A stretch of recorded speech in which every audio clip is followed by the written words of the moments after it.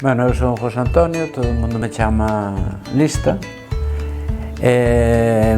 Montamos o taller, pois fai, non sei xa, moitísimos anos, 40 anos ou máis, xa lo vai, 50 e temos un taller é unha mala muller. Chamo-me Isabel Corral e tamén traballo no barro, axudándolle a él.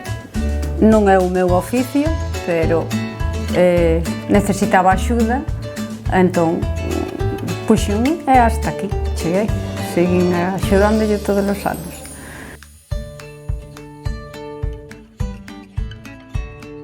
Eu empecé, primeiro estudiei e despois empecé a traballar.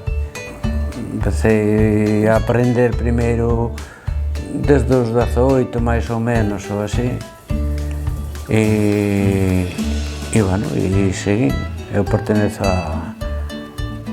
Teño unha tradición familiar. Meu pai non foi alfareiro, non quixo saber nada, pero meu avó sí, meu bisavó tamén, e meu tataravó, que eu teña constancia tamén, é dicir, que haxa constancia, non? E bueno, e agora, pois, tamén temos a suerte que sigo o fillo, é dicir, que hai outra generación máis. A alfarería de Buño está, o documento máis antigo que está, bueno, no archivo do Marqués de Ensenada, está do 1520, é dicir, que non ven de moi longe, digamos, non ten siglos de tradición, non? Nos anos 50, en Buño había sobre cerca de uns 70 talleres. Es que 70 talleres significaba que en cada taller había 3 ou 4 personas, é dicir, que realmente a produción era tremenda, non?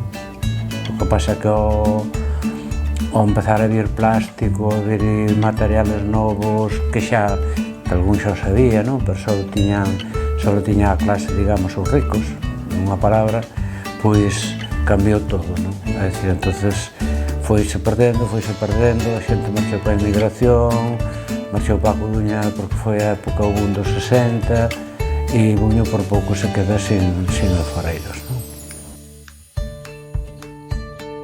Pode haber 5 talleres, 5 ou 6 talleres. 5 ou 6 talleres. Fálase de un número, a asociación fala dun número un pouco máis elevado, pero claro, aí mete socios, tendas, colaboradores e tal, pero realmente hai moi poucos alfareiros. E alfareiros de traballar a torno, en moi poucos anos van quedar 4. En nada, e estamos falando non moi pouco tempo, estamos falando entre 3-4 anos. Pasamos todos dos 65 xa largos, todos, e isto, digamos, que a tradición así oleira vai moi mal. Antes vendíase tamén moita decoración, pero eran tremendamente utilitarias, é dicir, a cerámica era utilitaria. Moitas das formas que hai deixaron a súa función de ser, non? Son formas moi bonitas, pero deixaron a súa función de utilidade. Entonces, vanse perdendo, pouco a pouco vanse perdendo, e sobre todo perdendo de facer. Non é que non as sepas facer, pero sí perdendo de producir, non? E agora síganse facendo pezas de antes, pero que teñen que ser funcionar, que sean utilitarias, que teñan, digamos, un fino, como pode ser un plato de darlle a volta á tortilla, como pode ser mesmo unha simple xerra que ainda siguen usando, ou unha peciña para o viño, para as festas, bueno, ese tipo de cousas. Pero despois o que é o resto da cerámica, fuentes, incluso platos para comer e tal, pois perderon a función. Cal é a solución, ou cal foi a solución, polo menos en Buño, e nós no noso taller, pois foi meterse ao tema de Ourense. O tema de Ourense. Ourense é un material fuerte, é un material que se pode usar e que os restaurantes o están usando, e funciona, e entonces darlle un xiro completo ao que se estaba facendo, ao que se está facendo agora. E é a solución, claro, porque outra solución non hai, é dicir, se se sigue facendo o que se facía antes, pois había anos que non existiría a alfarería. Cando empecé a estudiar na Coruña, pois, en 16, pois, sempre iba ali para un primo a axudarlle. Se cadra instintivamente algo tiña, é dicir, de que efectivamente algo me quedou dos ancestros, non? É dicir, e despois, cando xa os dos meus últimos anos, a verdade é que terminei, pero terminei por culpa do meu pai, é dicir, porque quería que terminara e terminei. E de feito nunca tuve nos meus estudios que fixen, nunca exercín, nunca, nada. Dediquei-me xa á alfarería. E chesme, depois, ao casarnos, seguimos, é dicir, ela traballaba nunha fábrica e deixou o tema da fábrica e xa se puxo a traballar comigo. Axudarlle, eu axudáballe. El facía cousas, eu pois poñía as siñas, poñíalle, bueno, o que me mandaba, e despois máis a larga, pois dixen, porque tiñamos un poquinho de guerra entre os dous, porque eu non lle facía como el quería, el non me facía a min como el quería, e daquela decidimos, mira, ti, o que fagas ti, arréglalo ti, e o que faga eu, arreglo eu. E así foi como empezamos, e hasta hoxe.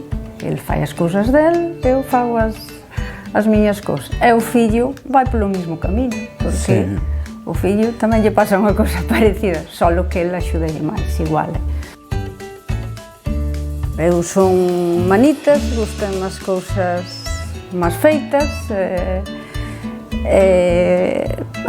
gustoume, entrei no oficio, sí.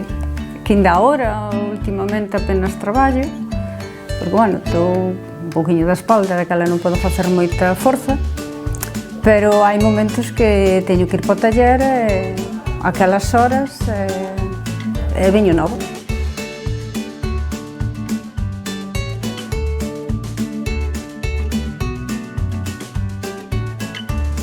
Costa traballo, hai que reconocer que costa traballo. Unhas veces saleche ben, outras veces xa non che sale tan ben.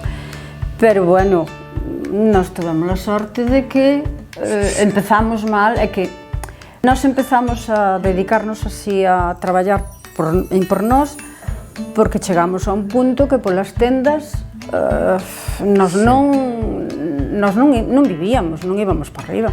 Entonces foi cando el decidiu, mira, non lle vendo as tendas, poñémonos en por nós, vamos a feiras, como así fixemos, e a partir de aí foi onde empezamos a vivir, que o tes que currar, que non é dicir tamén, ala, poñome e non, tivemos feiras moi boas, pero tamén tivemos feiras malas, hai que reconocelo, pero bueno, ben, e vivimos desto.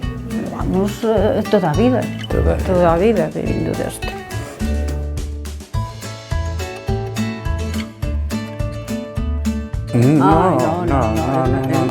Non cambio. Non, porque somos felices, realmente, porque eu creo que a felicidade máis grande que hai é traballar no que a un lle guste. Sentarte un lunes e dicir, pois non me apetece facer nada, pois non fago nada. Pero o martes posto a traballar e non me importa traballar, ainda que sean 10 horas ou 11 horas, que lle metemos moitas horas. Ese é o malo, que se lle mete moitas horas. Méteselle moitas horas, vale? Sí, pero estás a gusto. Estamos a gusto. É un regalo, e hai moi pouca xente que o ten, ainda que parece que non. Facer as cousas que che gustan e que te gustan. Esa é unha felicidade, porque traballar, vamos ter que traballar todos, non nos queda outro remedio. E é así. E además, sin traballar, que faceríamos tamén? É dicir, de todos aburrimos.